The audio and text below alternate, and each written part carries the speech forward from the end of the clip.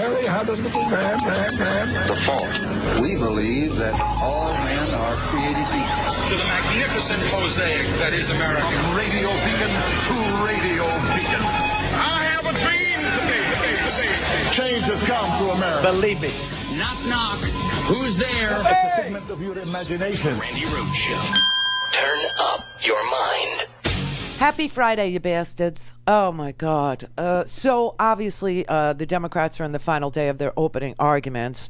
Adam Schiff seems to be just wrapping up this portion of the opening arguments. And this portion has to do with the damage that was done, the harm to our nation, the harm to our national security, to our future elections, and the harm to Ukraine, who is a casualty in Donald Trump's selfish self-preservation.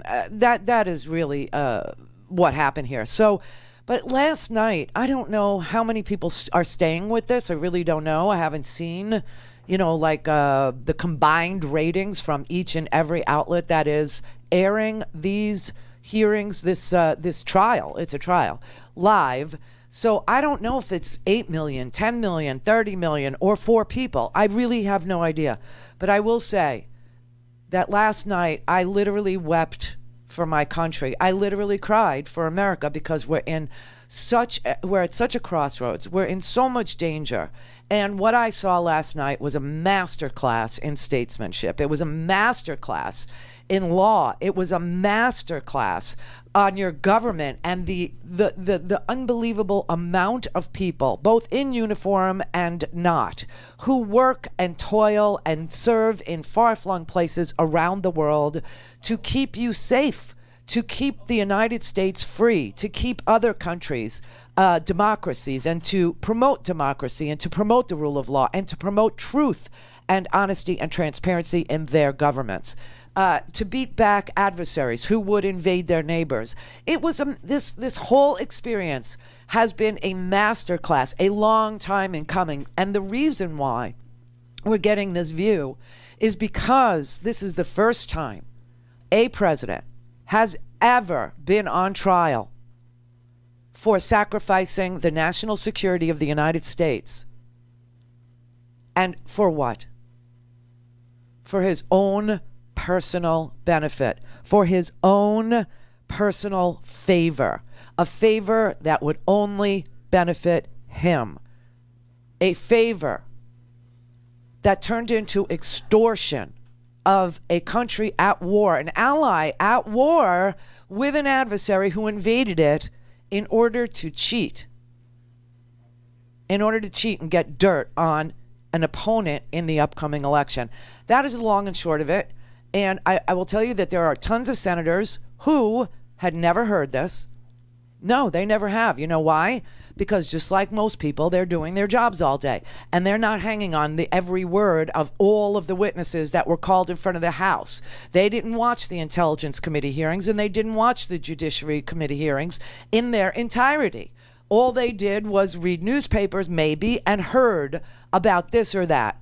And they figured they could make excuses about it. They figured they could just, bat it away. They figured that, hey, the president is their guy. And, we're just looking out for our own interests, just like he's looking out for his. What they are starting to realize is that Trump doesn't just engage in abuse of power, that this president engages in abuse of the powerful. And that's them. And that's them. And that blew my mind last night to hear Adam Schiff after this unbelievable presentation of facts, and then tying the facts to the law, and then showing the facts and the law being testified to under oath.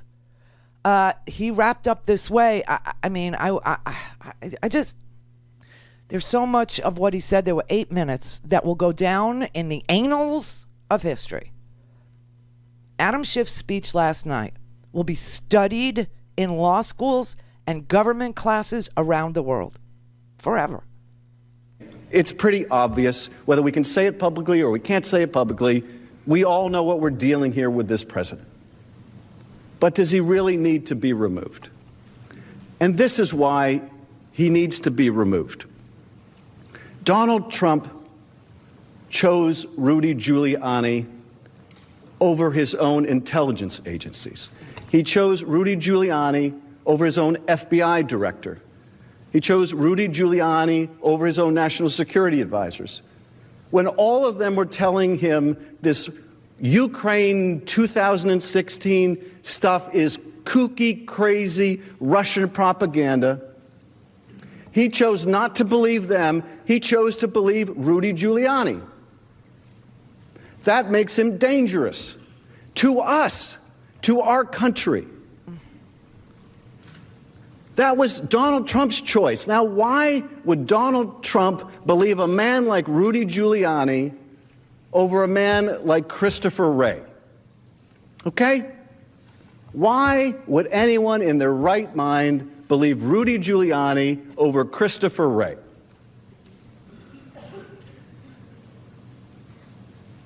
Because he wanted to, and because what Rudy was offering him was something that would help him personally. And what Christopher Wray was offering him was merely the truth.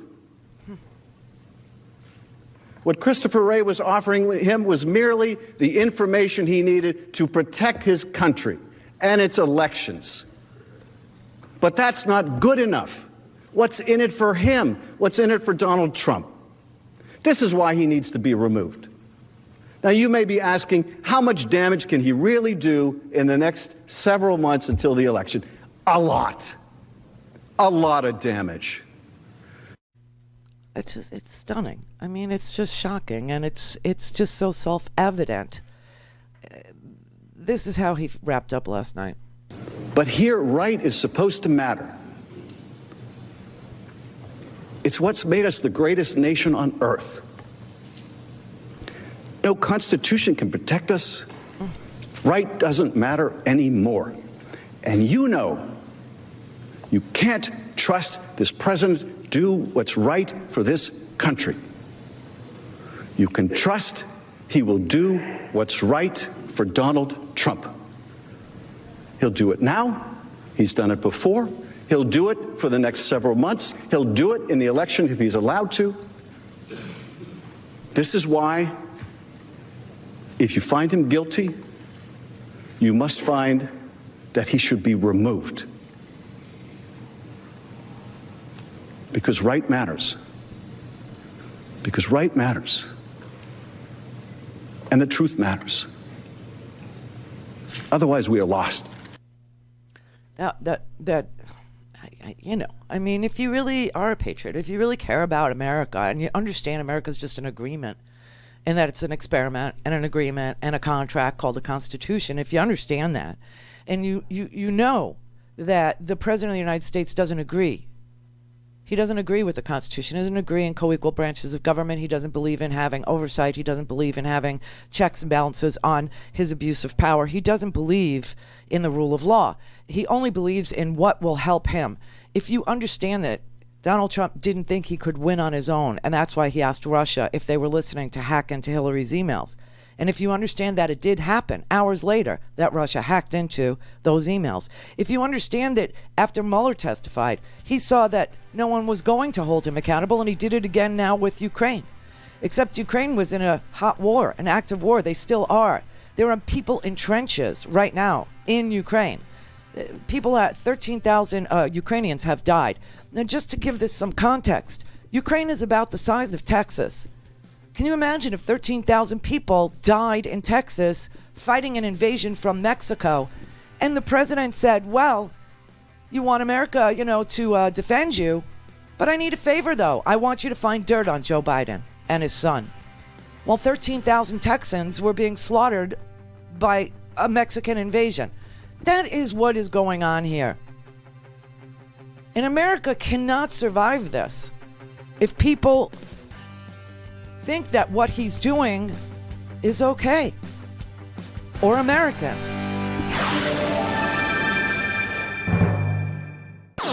All things Randi at RandiRhodes.com. Go for launch. Speaking truth to power, the Randi Rhodes Show. And let's say they start dumping documents to interfere in the next election. Let's say they start dumping some real things they hacked from Burisma. Let's say they start dumping some fake things they didn't hack from Burisma, but they want you to believe they did. Let's say they start blatantly interfering in our election again to help Donald Trump. Can you have the least bit of confidence that Donald Trump will stand up to them and protect our national interest over his own personal interest? You know you can't, which makes him dangerous to this country. You know you can't. You know you can't count on him. None of us can. None of us can.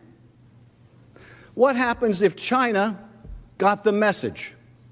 Now, you can say, well, he's just joking. Of course, he didn't really mean China should investigate the Bidens. You know that's no joke. Now, maybe you could have argued 3 years ago when he said, hey, Russia, if you're listening, hack Hillary's emails. Maybe you could give him a freebie and say he was joking. But now we know better. Hours after he did that, Russia did, in fact, try to hack Hillary's emails. There's no mulligan here when it comes to our national security. So what if China does overtly or covertly start to help the Trump campaign? You think he's going to call him out on it? Or you think he's going to give him a better trade deal on it? Can any of us really have the confidence that Donald Trump will put his personal interests ahead of the national interest? Is there really any evidence in this presidency that should give us the ironclad confidence that he would do so? You know you can't count on him to do that. That's the sad truth. You know you can't count on him to do that. And that is protecting the national security of the United States of America. That's what he's telling them. You know you can't count on him to put our national security above his own personal interests. You know you can't, because he went to a country who's an ally at war and asked for personal favors and withheld military aid and support for them in the middle of what is an ongoing war. They're still fighting. Dick in Ohio. Hi, Randy. How are you? Fine, thank you. Yeah, I just wanted to tell you what you said, what Adam Schiff says and this party. I can't believe that he goes among the American people and derails a president that has helped us out, accusing him of things. I just think this is not a part of our Constitution, Randy, a part of our democracy for the Democrats to knock a president that we were voted. You know, we voted him by the people and everything. It doesn't make sense to me. So you don't have any questions that about whether or not Donald Trump, abuses his power or obstructs? I don't think he does. I think this is a belief that the whistleblower, I don't want to say who I think it is. Well, it doesn't matter who it is, because the whistleblower's complaint has been totally proven to be true. We've had testimony, we have documents, we have text messages, emails, we have all kinds of documentary evidence, time-stamped, we have WhatsApp messages. So he did do it. I mean, that's just, all that's left now is, what do you want to have happen to a president who did do this? And, and by this I mean, he went around our national security policy. He went around the National Security Council. He went around the Secretary of State. He went around, the ambassadors and all that, and picked Rudy. Why did he pick that? Why would he choose Rudy over all of these people that risk their lives, protecting our country? Why? Why would he do that? Yeah. But that's just my opinion. I'm hoping that the Democrats... No, I'm asking you a question. Why? Doesn't it bother you that the president picked Rudy Giuliani to go over there and shake down Ukraine instead of following what everyone testified, including the most conservative guys? I mean, we're in agreement there, Okay, and so how are the Democrats wrong to bring this case? Well, the way Schiff is talking and the way some of these... I know Nancy Pelosi and Liz Warren are against him. They don't want him reelected to office. That's my opinion. But why are they wrong to bring this case with all these facts and evidence? Well, I don't think that the president has done this. But the evidence clearly shows he did. Oh, okay. And the president has confessed on the TV because they asked him, what did you really want Zelensky to do? And he said, well, if I'm being honest, I wanted a major investigation into the Bidens. So are you okay with an American president asking a foreign government to investigate an American citizen? Or do you think that if an American citizen did something unlawful, that the proper place to investigate an American citizen is at the American Department of Justice? Or are you the American Department of Justice? So then why did he pick Rudy Giuliani to go over there and ask Ukraine to investigate an American citizen? And how are you cool with that? Well, no comment. Because you're not cool with that. Deep down in your heart, you're not. No. So why do you support him? I'm just curious. I just don't like to see, I like to, I work here in Ohio in a home improvement, and we all try to, the customer is number one, that we value the American dream, the Ohio dream. Yeah, but your president does not. He values his American dream, not yours. Oh, okay. Well, that's just my opinion. Nice to talk. But your opinion is not based on what we've seen. It's not based on fact. It's not based on the documents. It's not. What happened was the president of the United States tasked Rudy Giuliani to go to what he considered a corrupt country and ask that corrupt country to investigate an American citizen for his own personal gain. Now, how is that okay? Do you want to be investigated by China? No. Well, I don't. So if you don't hold him accountable for asking foreign governments to investigate American citizens, how do you feel safe and protected that somebody's not going to, isn't going to decide, Donald Trump's not going to decide, I got to start, prosecuting other American citizens because they're inconvenient for me. I'm going to get them to get put on trial in Russia, or I'm going to get them to go, I'll send Rudy out to go dig up dirty evidence or fake evidence on you. How do you trust him if he did that? I agree. Okay. Ladies and gentlemen, this is where we are. People understand the truth about this man. They just aren't ready to hold him accountable. They're just not ready to say, he's got to go.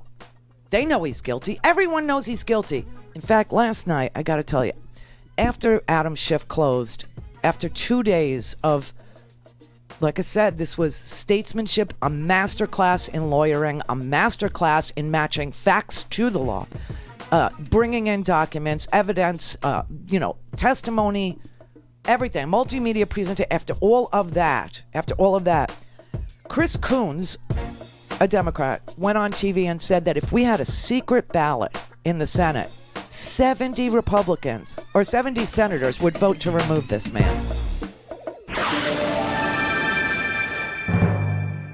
Call in, connect. To speak to Randi, call 561-270-3844. 561-270-3844. Here's a little clip of last night, Senator Chris Coons saying that if we had a secret ballot, 70 senators would vote for witnesses and probably to remove this president. What evidence do we have that we've moved anyone off the dime 53-47? There's no concrete evidence yet, Brian, and one of the concerns I've got is that members of the Republican majority who can no longer say, oh, there's nothing here, the House did a shoddy job, there's no evidence that we should worry about. A number of them were saying yesterday, oh, this is boring, it's repetitious, we've heard all of this before. After today's arguments, they were mostly saying, well, if we had additional witnesses, it might get tied up for months in the courts. It is entirely possible that folks, for example, who are no longer serving in the administration would not be able to assert executive privilege as broadly as is being suggested to Republicans. It's entirely possible that folks who never worked in the executive branch but are central to this inquiry and would have important things to say could be called, and executive privilege wouldn't cover them. Right. So there are a number of conversations going on between Democrats and Republicans about how important is it to you to get to the truth.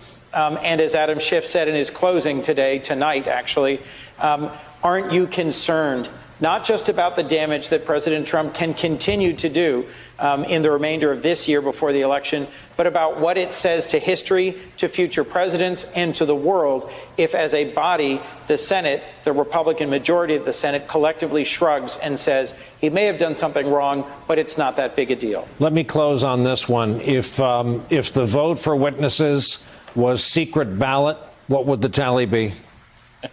I think it'd be 70-30. I don't know that for sure, of course, but I think there'd be a very strong vote to allow additional witnesses, especially if we reached some agreement that allowed us to know that they would come, and they'd come before the Senate, and they'd come quickly. I think there are a number of senators who would really like to know what actually happened in this case, because the details we've heard argued are so alarming. They are alarming.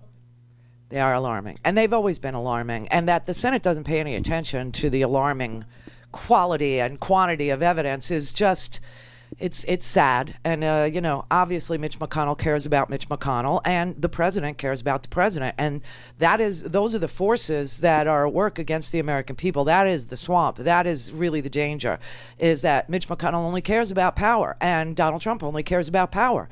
And, when you only care about power and you don't care about the people you represent, or you don't care about the job that you signed up to do, you don't care about the oath that you took, then you are demonstrating yourself to be somebody who has literally zero character, zero commitment to the experiment that is America, zero commitment to the Constitution, zero commitment to the law. And that is why it's so freaking dangerous, because there's no commitment to the law and to make sure the laws are faithfully executed. We have faithless executors of the law. That is the opposite of faithfully executing the law. Faithless executors of the law. Now, I just want to tell you that ABC News is, sitting on some breaking news. They have obtained a recording. Now, remember, Lev Parnas could be one of these witnesses that are called. Lev Parnas does not work for the executive branch of government and has never worked for the executive branch of government. Lev Parnas was represented by Rudy Giuliani so that they could enter into a false attorney-client privilege for corrupt purposes, right? So Lev Parnas could be called. Also, John Bolton, who does not work any longer at the, in the executive branch, he could be called. This would be a first-hand witness to the drug deal. This would be a first-hand witness to everything that Tim Morrison and Gordon Sondland, $1 million Trump donor, and Ambassador Volker and Ambassador Marie Yovanovitch all testified to. See, Bolton would be a direct witness to all of their testimony. So you have Lev Parnas, right? And ABC is sitting on, and I've told you, Lev Parnas has said, and I played you the clip, that every time the president denies knowing him, he will release another photo.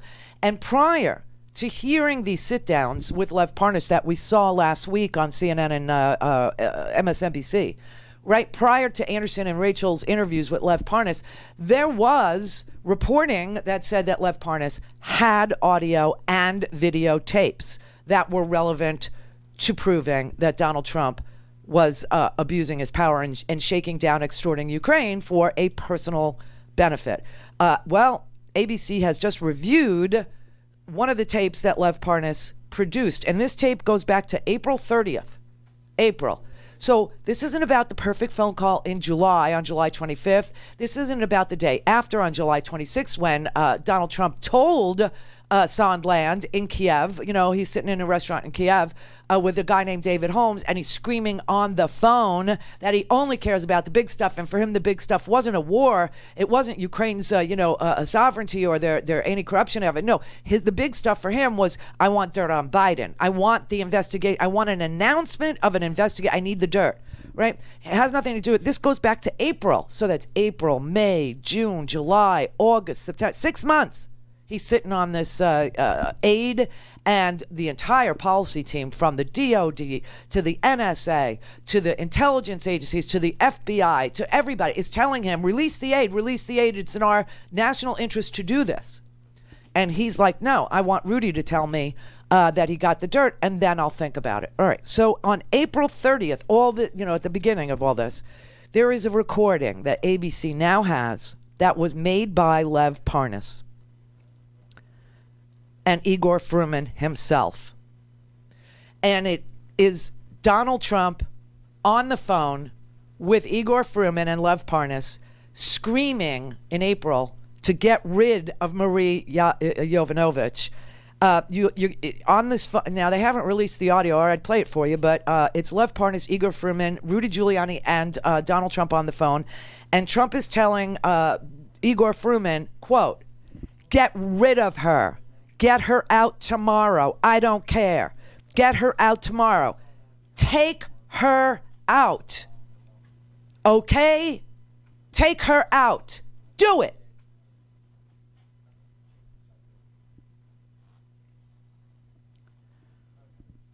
Now, the president could fire anybody at any time, but the president is not entitled to tell thugs to take her out.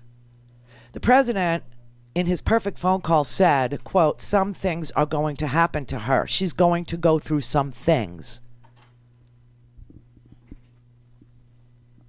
Now, if people think that threatening to kill a U.S. ambassador and getting, Pompeo to lay there quietly as the Secretary of State while an ambassador is being threatened and the President of the United States is asking thugs who are now under indictment, asking thugs to take her out, if you think that's cool, then America's lost. America has no chance. But most of us understand that's not cool. And most of us understand that's a crime. And most of us understand that having an ambassador's life threatened in this manner by asking goons to take her out, do it tomorrow, do it, is not cool. It's not okay. Oh, it just gives me chills. So that should be brought into evidence. And 70 senators, if there was a secret ballot, would vote to hear that. Isn't that something? Courage. This is the Randi Rhodes Show. To speak with Randi, dial 561-270-3844. That's 561-270-3844. This is Senator Angus King, an independent senator from Maine last night. The problem is, as Adam Schiff said in his argument, what may happen between now and then. I think, and this wasn't touched on tonight, but I think one of the important points that I hope will come out eventually is that the president has expressed no remorse whatsoever about what happened. In fact, he continues to say it was a perfect call, nothing was wrong, it was a hoax. And he still doesn't seem to grasp that putting pressure on a foreign government to get involved in your reelection campaign is not the American way. So if there's no remorse, then the expectation is if he's not removed, he'll do it again.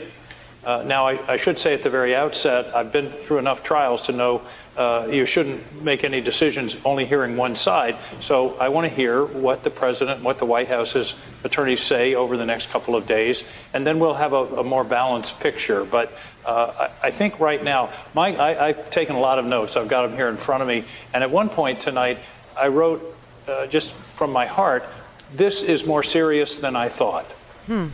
The depth of the evidence, and it wasn't just a random phone call where the president said, well, can you help us out? It was a concerted campaign that went on over months. Yeah. And the evidence really built up, I thought, in a very powerful way.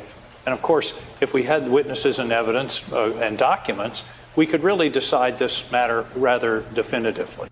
Well, it looks to me like there is going to be tape recordings. It looks to me what is available are, the presidents on people's recorded phone calls saying, threatening the life of Marie Yovanovitch, considering her an impediment to his wanting to ask a foreign, what he considered corrupt government, even though we learned, and we've known for, here at the Randi Rhodes Show, we've known for a really long time that Ukraine met all of the anti-corruption benchmarks that were set out for it by our Department of Defense, by our State Department, by our Justice Department in order to receive aid. And that is why they've been receiving aid from 2017 to 2018. And the only holdup was in 2019 because the president wanted dirt. And the dirt he wanted was for this, what he considered corrupt country, to do an investigation into an American citizen when the corruption that he believed was going on in Ukraine was inside the Ukrainian justice system itself.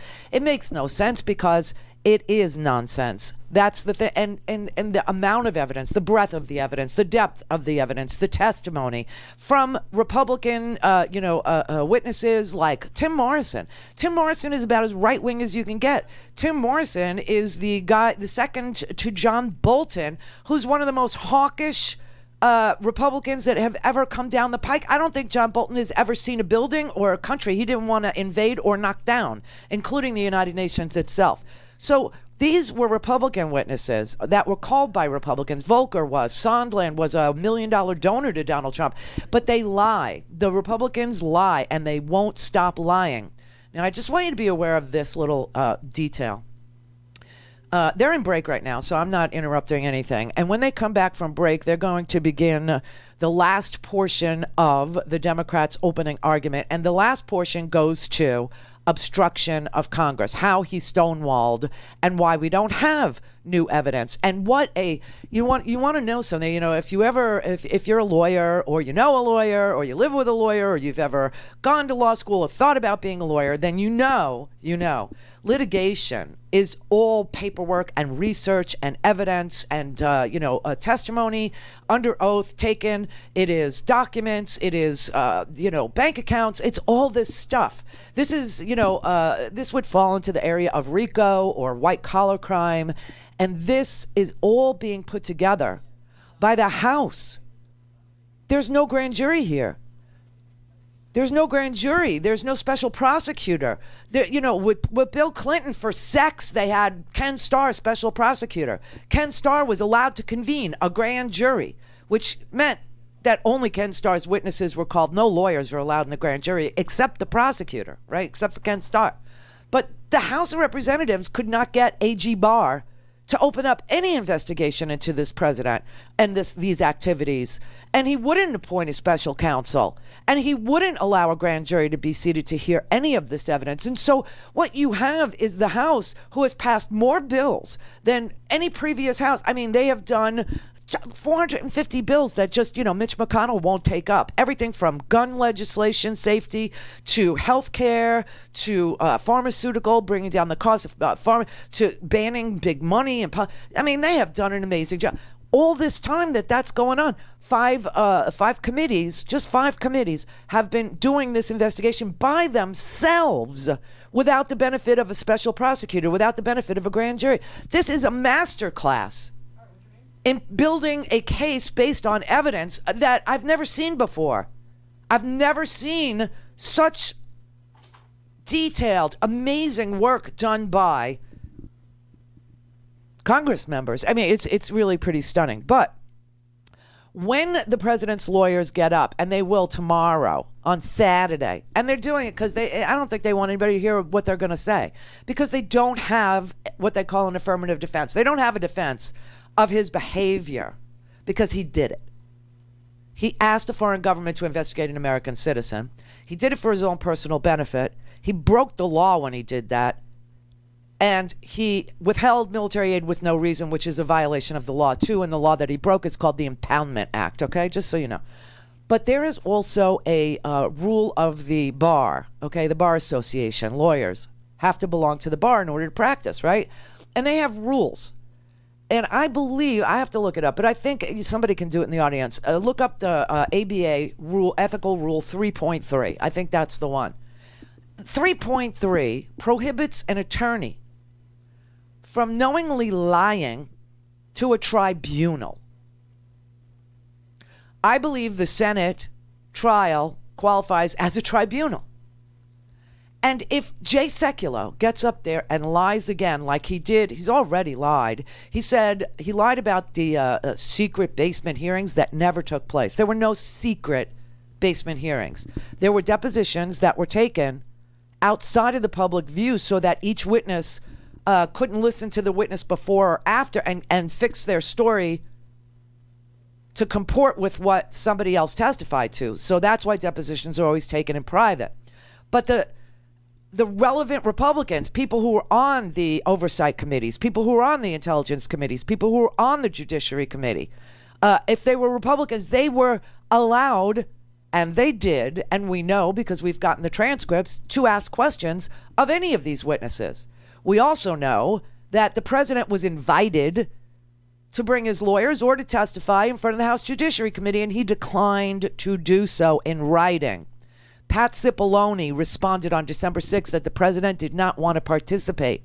So he was invited and declined. So that's a lie that they like to tell. And another lie that they like to tell is that this is some sort of a precedent that this has never happened before. Well, that's obviously untrue because it didn't happen. It didn't happen. Republicans were able to call witnesses, and the witnesses that they called, one of them, was Jonathan Turley. So you know that, right? And even Jonathan Turley said that an abuse of power does not require a crime, which is why they don't have Jonathan Turley as the president's lawyer. A.G. Barr is not representing the president. Why? Because A.G. Barr said you can't indict a sitting president. The proper venue for trying the president is impeachment and a trial in the Senate. And that abuse of power is an impeachable offense. So they can't have Barr. And that's why they're at the bottom of the basement. That's why they're at the D list. That's why Dershowitz, the D-lister, Dershowitz, who's a criminal attorney, not a constitutional scholar, is going to make some case that the president is allowed to abuse his power. I don't know what country he wants us to look more like, but that is not our law. However, the bar prohibits lawyers from lying knowingly to a tribunal. And my question is, will any of the senators pass a note to Chief Justice Roberts and ask the Chief Justice of the Supreme Court to enforce the rules of the bar when Jay Sekulow and Alan Dershowitz and this Philbin creature stand up and begin to lie again to a tribunal known as the Senate trial of the President Donald J. Trump. This is his trial. So that'll be interesting, and that's going to happen tomorrow. Again, they are in a break now. I would rather talk to you than do anything else right now. I just want to know, what do you believe happened? What did the evidence show you happened? And what do you think should now happen as a result of what the evidence clearly demonstrates? What the testimony, the text messages, the emails, the documents clearly show. Mary had a little man. The fault. We believe that all men are created equal. To the magnificent mosaic that is America. Radio beacon to radio beacon. I have a dream today. Change has come to America. Believe it. Knock, knock. Who's there? It's a figment of your imagination. Randi Rhodes Show.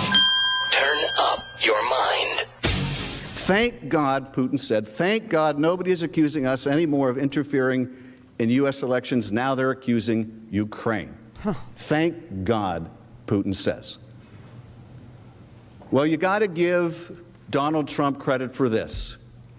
He has made a religious man out of Vladimir Putin. But I don't think we really want Vladimir Putin, our adversary, to be thanking God for the President of the United States, because they don't wish us well. They don't wish us well. They are a wounded animal. They are a declining power, but like any wounded animal, they are a dangerous animal. Isn't that what I've been telling you? That Russia is some fourth-rate, declining power, and that the only way that Russia becomes the Soviet Union ever again is if it takes Ukraine. Because Ukraine is the largest country in Europe, and it used to be part of Russia, and Russia wants it back. And Donald Trump is willing to do this for Vladimir Putin to take We had a Cold War with them for 50 years. People died in the United States for being Russian spies. People were accused of being communists. When my mom was a young mother, everybody was a communist. Everybody was looking for, a communist under their bed. And Lucille Ball was a communist. And Ricky Ricardo was a communist. I mean, it was just the McCarthy era was one of the most but it was all because people understood that Russia was a danger to the United States. Russia was a danger to democracy. Russia was a danger to the rule of law. Russia was a danger to freedom and liberty in the world. And Ukraine has become a shield for America. That's the purpose it serves, to protect American interests in Europe. It is the largest country in Europe, and it is pulled away from Russia, and it has met all of the anti-corruption benchmarks set out for it in order to get aid from the United States. Also, another lie, just let's get rid of this one real quick. The idea that Donald Trump was saying, oh, well, the Europeans should do more then because, Ukraine is so important to our troops that are stationed all over Europe, and we have about 60,000 of them, but that Europe should do more, that should be put to rest too, because the numbers are now obvious.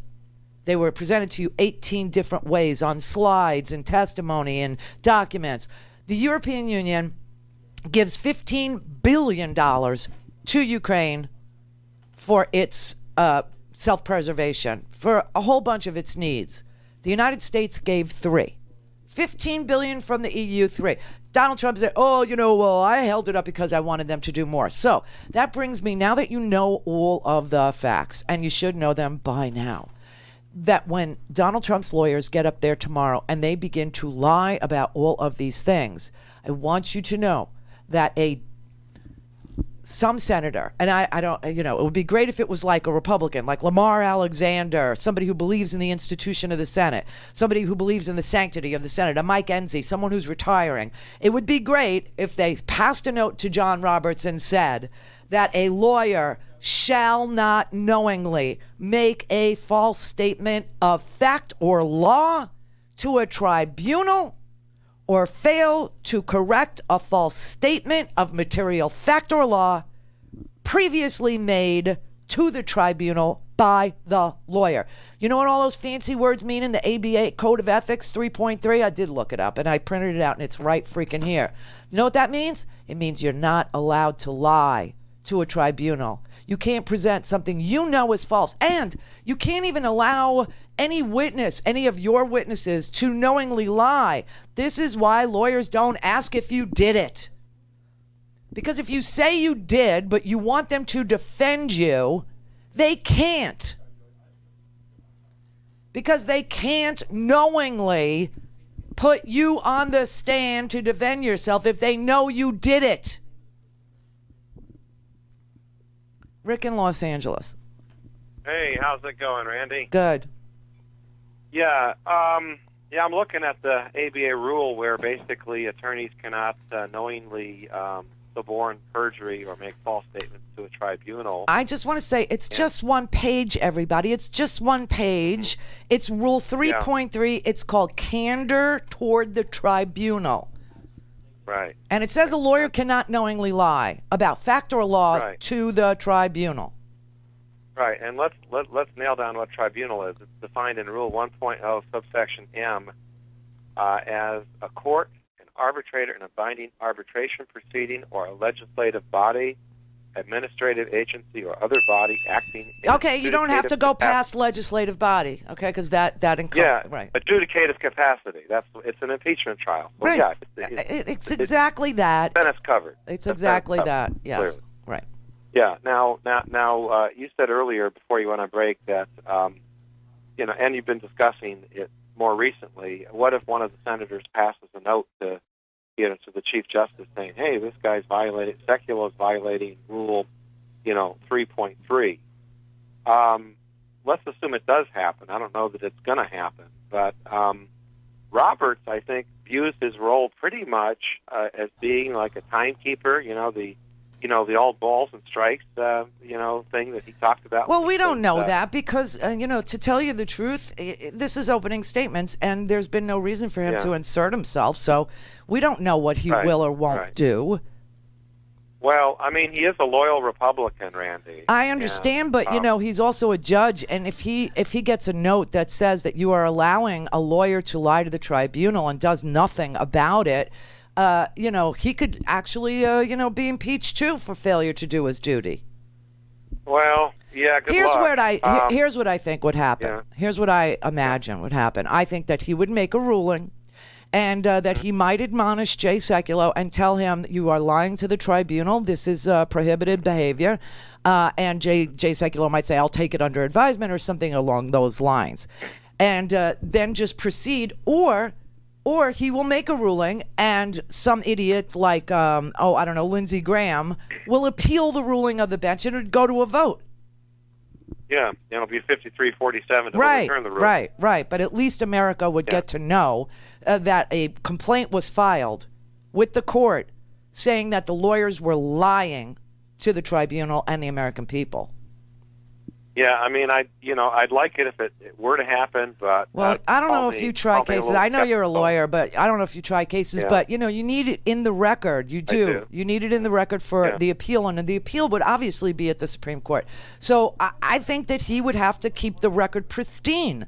And if somebody filed a complaint and put it on the record, then the record would have to include that Trump's lawyers are lying. Yeah, now the way this whole thing is set up is he doesn't even have the ability to make evidentiary rulings. He does. Because that was one of the amendments that was voted down, I believe. No, the amendment that was voted down was to give him the power of a judge. Right. Okay. Right. So they issues of no. They did not strip him of his right to make rulings. They just said that all his rulings are still subject to a majority vote in the Senate. Yeah, Senate Rule 7, I think it is, which gives so you don't have to right confuse people, Rick. All you have to do is say that he can make an evidentiary ruling, but it doesn't stand on its own. It's then subject to a vote, and the majority decides whether they accept or not accept his ruling. Right, and I read an article which said that if John Roberts really wanted to stand up for judicial independence, he could basically say, look, Rule 7 of the Senate is unconstitutional. It violates my right to sit as the... he won't go there. As the trial No, because judge. that's not an issue for the Senate. That is an issue for his court to be made at a later date based on the record that is being created now. Yeah, well, there's no appeal of the decision of the Senate here. There will be if there's a violation of procedure or the Constitution.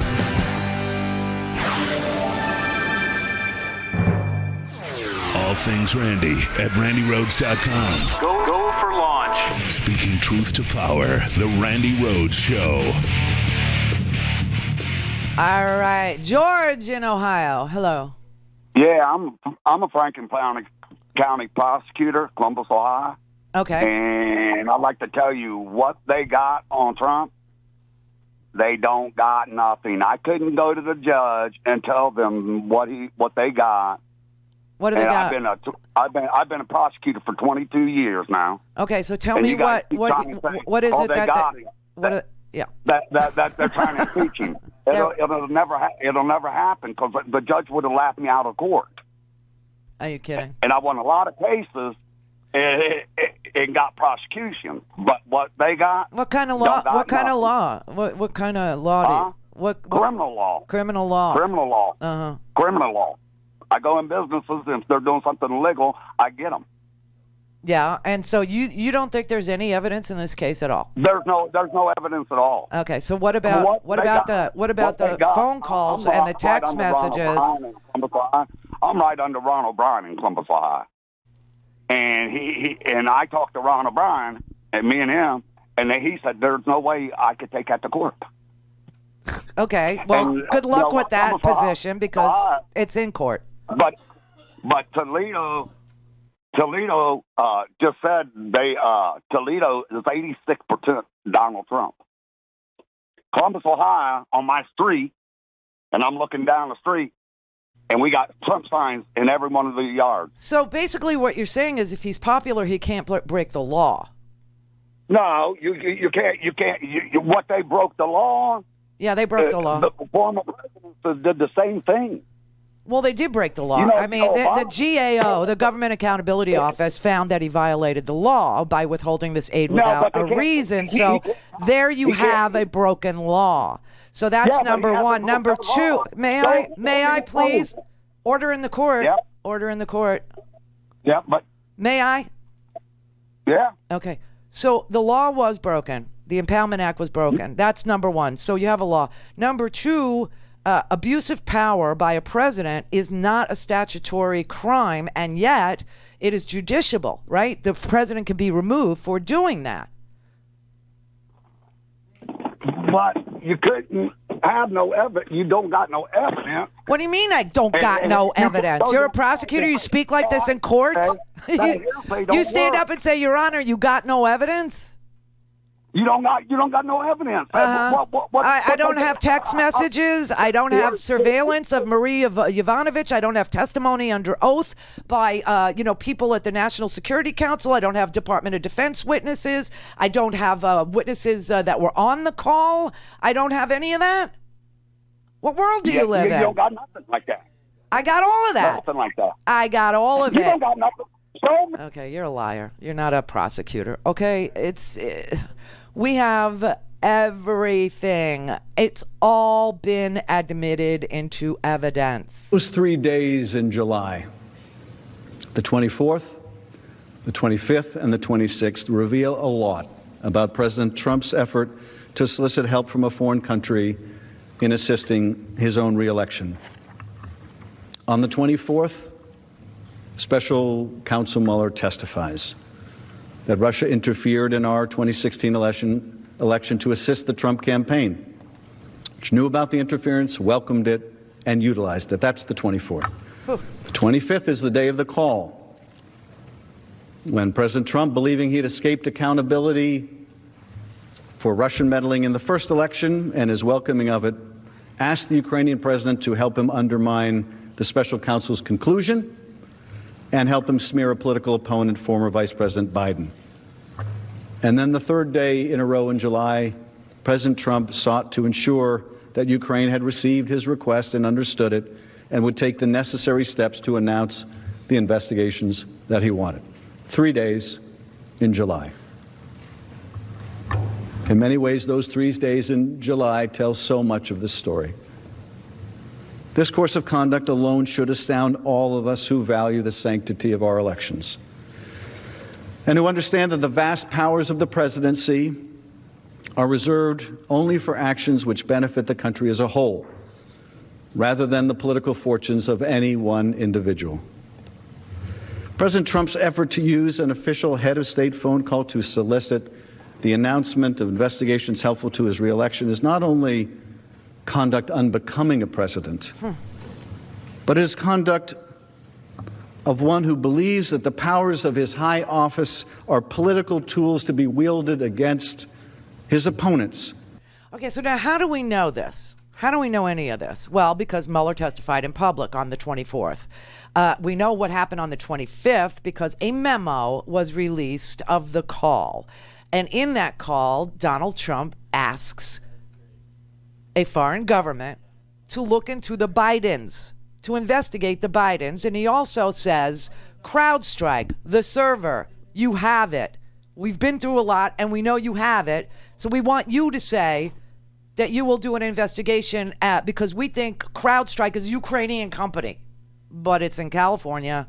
And the owner is a Russian, not a Ukrainian. All right. And then on the 26th, we have testimony from Sondland, and we have testimony from I always blank out on his name, the guy that was sitting at the table who said that he heard the president screaming and yelling that he doesn't care about any of Russia's, Ukraine's problem with war. He doesn't care about any of this. He cares about the big stuff, and the big stuff is the investigations into the Bidens. All of that has been admitted into evidence through witness testimony, through documents, through text messages, through emails, And we saw it with our own eyes. We read the transcript, what he says we should read. So you got nothing. I got it all. You got nothing, Mr. Prosecutor. If that's a prosecutor in Ohio, then, we're all doomed, is all I can say. Karen in Pennsylvania. Hi, Randy. Wow. I'm still trying to wrap my head around that triple negative. No, you got nothing. You don't got nothing. You don't got nothing over here. Oh, my God. I can't. I just can't. Well, first of all, I would like to say you talked about Adam Schiff. Mm-hmm. I have so much admiration and respect for him for the same reasons I admire and respect you. You lay out the facts, you put them in perspective, and you educate with a passion for our democracy. I got to say, the format that they used is really the Randi Rhodes Show format. I had begged them to use videotaped testimony and to use the president's own words, to use Mick Mulvaney's own words captured on TV, to bring them into the courtroom because they don't want to testify. And they did it. And it is the most illustrative to use people's own words, their own documents, their own emails, and their own text messages, and to put them on the screen I will tell you that all of the people that are watching the senators, because we can't see the senators because the Senate is controlling the camera instead of C-SPAN, which is bizarre. They don't want us to see them. But the reporters are all saying that the senators all look up when they play the videotape. Isn't that special?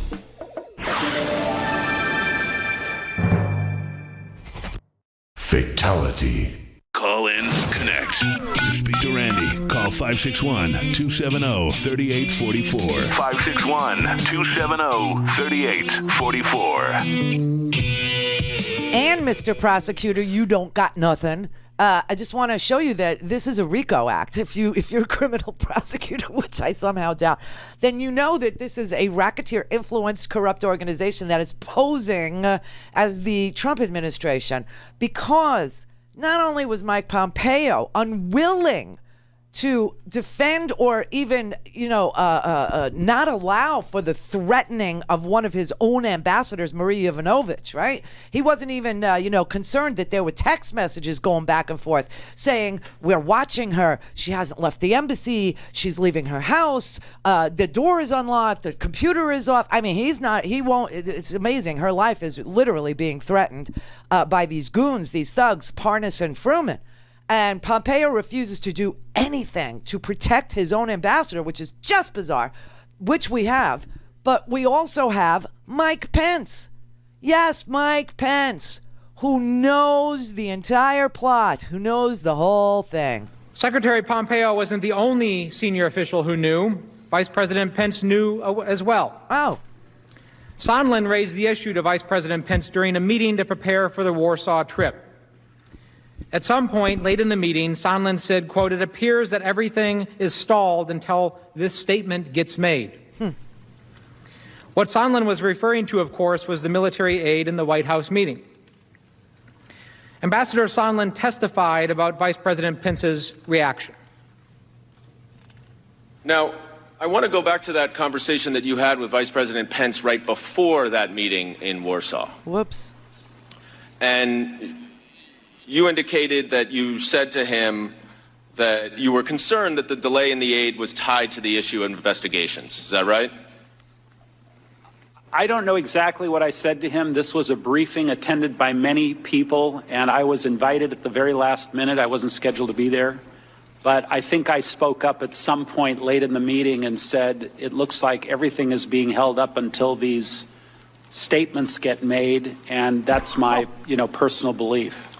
And Vice President Pence just nodded his head?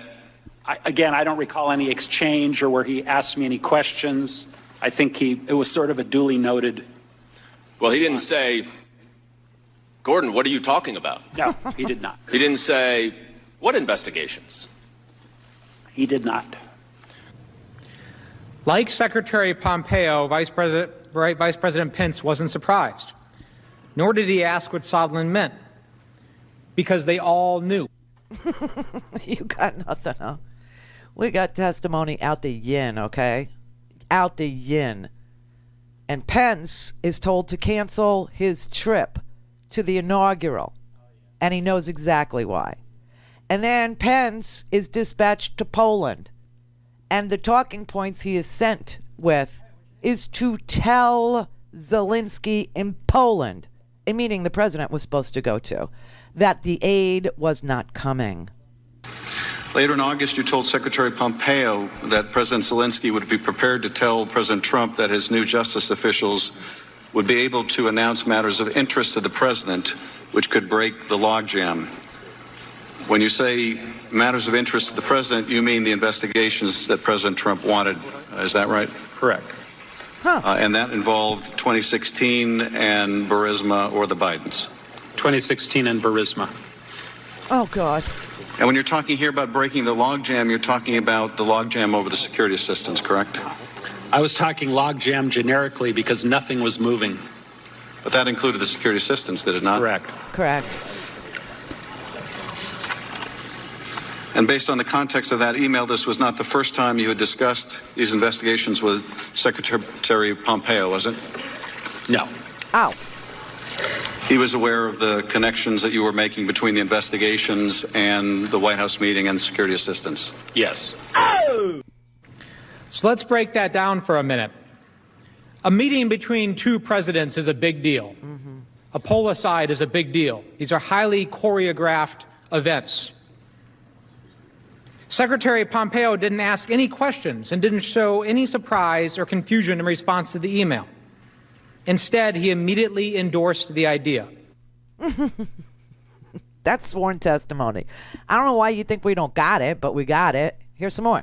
You testified that in the absence of any credible explanation for the hold on security assistance, that's the violation. You came to the conclusion that, like the White House visit, the aid was conditioned on the investigations that President Trump wanted. Is that what you said in your opening statement? It is. How? So let me break this down with you. By this time, you and many top officials knew that that coveted White House meeting for President Zelensky was conditioned on these investigations, right? The announcement of the investigations, correct. Thank you. Yeah. And that includes Secretary Pompeo, right? Many people. And, well, Secretary Pompeo? Yes. Oh. And Acting Chief of Staff Mulvaney? Yes. Oh. And you testified that this was a quid pro quo. Is that right? I did. Oh. And you, at this point, by the end of August, knew that the aid had been held up for at least 6 weeks. Is that correct? I believe I found out through Ambassador Taylor that the aid had been held up around July 18th is when I heard originally. And even though you searched for reasons, you were never given a credible explanation. Is that right? That's right. That's right. And no one you spoke to thought that the aid should be held, to your knowledge. Is that right? I never heard anyone advocate for holding the aid. Whoops. And now, by this point, at the end of August, it went public and the Ukrainians knew about it, right? I believe there was some press reports, presuming. Oh, so it was public. I guess they knew. Who knows? But I think at that point it became sort of common knowledge that everything might be tied together. And in fact, President Zelensky brought it up at that September 1st meeting with Vice President Pence that you were at, right? I don't know if he brought it up specifically, but asked where the aid was, I think was more, I think he sort of asked, again, very vague recollection, because I don't have a readout of the bilateral meeting. Oh, why not? But why don't I have my check, essentially? Oh, my God. And you understood the Ukrainians received no credible explanation. Is that right? I certainly couldn't give them one. So is this kind of a 2 + 2 = 4 conclusion that you reached? Pretty much. Great. So that right there, that's testimony about a violation of the law, the Impoundment Act. You need a credible reason to go back to Congress. You have to go back to Congress after Congress appropriates money and the president signs that bill into law. If you decide that, as president, you don't feel like doing what you signed into law, you need to go back to Congress with a credible explanation. That particular testimony from Gordon Sondland, who gave the president's inaugural committee $1 million, clearly shows that the president violated the Impoundment Act, the law. You don't got nothing.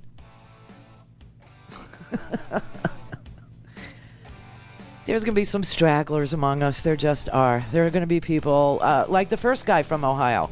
Okay, he knows the president broke the law. He knows that the president abused his power. He also knows that you shouldn't be asking Rudy Giuliani to go to foreign countries and do investigations on American citizens.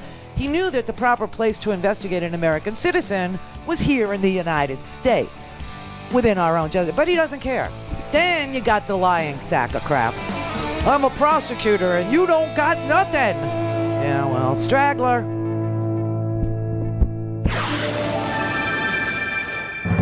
This is the Randi Rhodes Show. To speak with Randi, dial 561-270-3844. That's 561-270-3844. This was special. Watch this. And I might say the same thing of then House Manager Lindsey Graham, who in President Clinton's trial flatly rejected the notion that impeachable offenses are limited to violations of established law.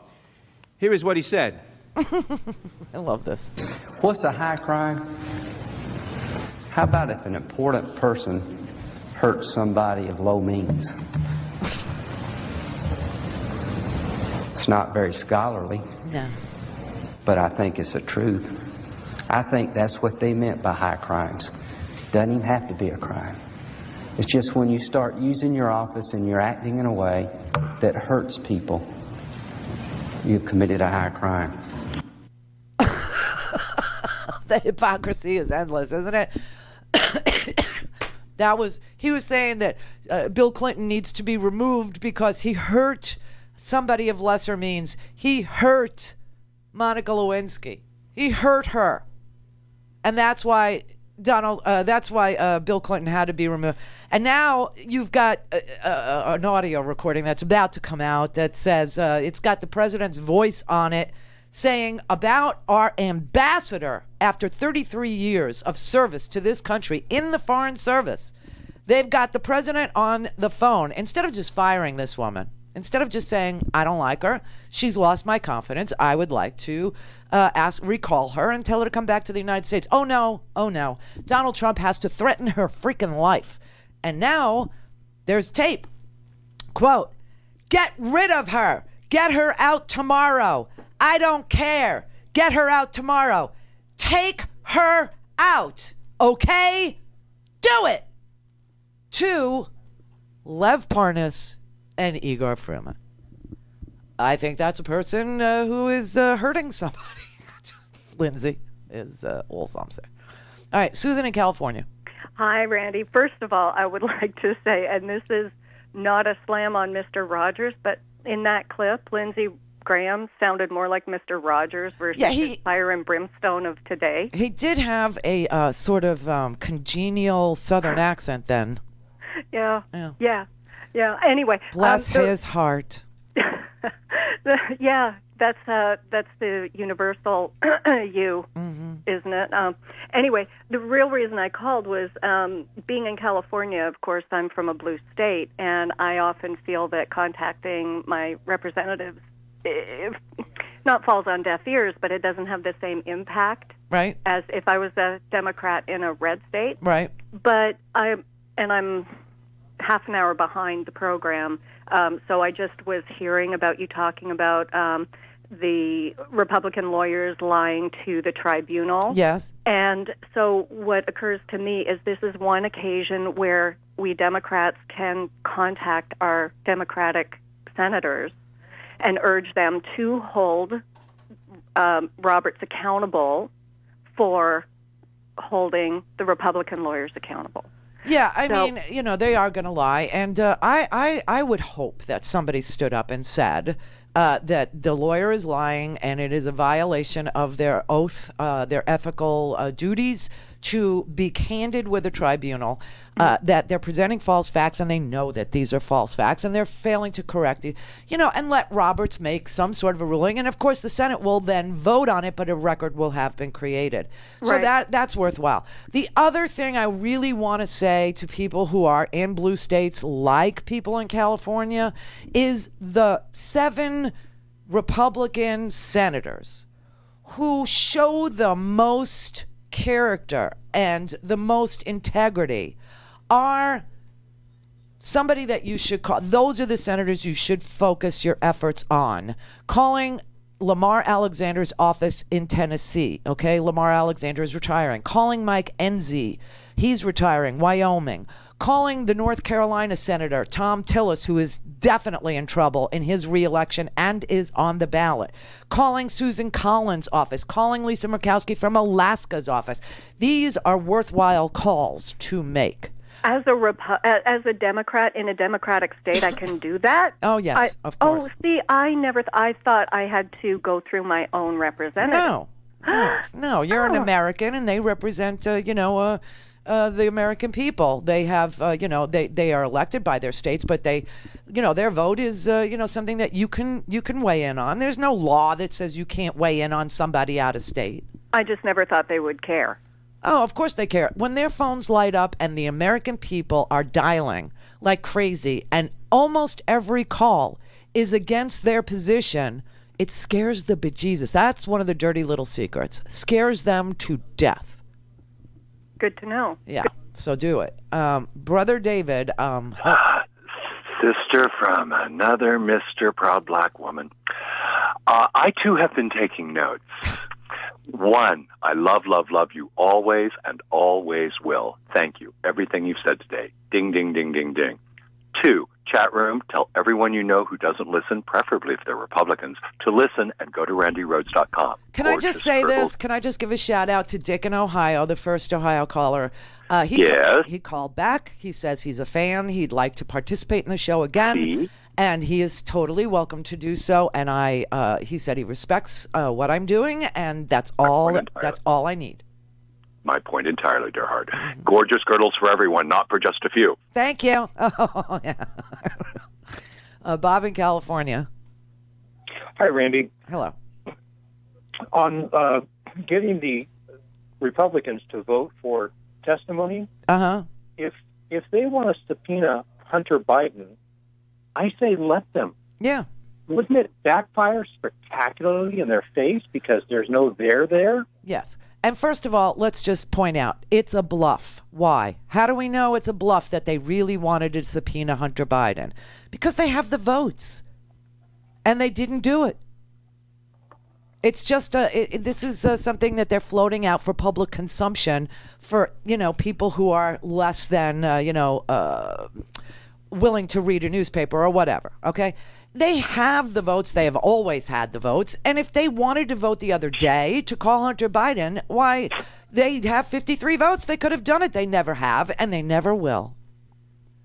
Wouldn't they have also, though, if they had voted for to allow Hunter Biden to be subpoenaed, wouldn't they have also had to have granted the Democrats the ability to subpoena Bolton or whoever? No. Why? There's no law of reciprocity in the Senate. They could do whatever they want. They're the majority. They could vote to call Hunter Biden and Joe Biden. They could vote to issue subpoenas for them. And no, they don't have to call John Bolton. And no, they don't have to call Mick Mulvaney. And no, they don't have to call anybody they don't want to call. But they don't do it. Okay. And they don't do it because they don't want to do it, because they know that Hunter Biden has no idea what Donald Trump was up to in April, May, June, July, August, and September of last year. He has no information, none whatsoever. Now, if there's some sort of an investigation into Hunter Biden's, lawlessness or whatever, then that would be a job for AG Barr. That would be a job for our Attorney General or a U.S. Attorney to bring that case. But that case has nothing to do with the president threatening to kill or follow or make some things happen to Marie Yovanovitch because she was an anti-corruption person and he wanted to corrupt Ukraine by getting them involved in American politics in exchange for giving them the ability to defend themselves against Russia. What does Hunter Biden know about Donald Trump's plot? Nothing. But the Senate had the votes, and they still do. And if they want to call Hunter Biden, by all means, call him. Rich in Denver. Hey, Randy. Great show as always. Thank you. I want to tell everybody I donated some money. I know it's not the end of the month, but send Randy some money. She's on that wall, and we need her. Thank you. Your whole team's phenomenal. I love you, sister. Thank you. I got to, as my dad used to say to when we said in English, he'd be like about Dick in Ohio. Yeah, you got no English either. You could hear him. It wasn't Dick. That was a different guy. The prosecutor. I don't even remember his name. I do remember Dick's name because Dick at least called and said he respects us. That's all that's necessary to have a conversation anymore, okay? It's just respect. And if we can extend a little respect, then you're totally welcome. Oh, George, yeah. George is a liar. George lied and held himself out as being something he's not. And George's real point was what he lied to Scott and said he wanted to say. Not that he was a prosecutor, because he's not. He wanted to say that God has his arms wrapped around Donald Trump. And I would like to say, not my God. Or any God. By the way, today I prayed. I really did pray. So, tomorrow, get ready for the defense. Have a good weekend.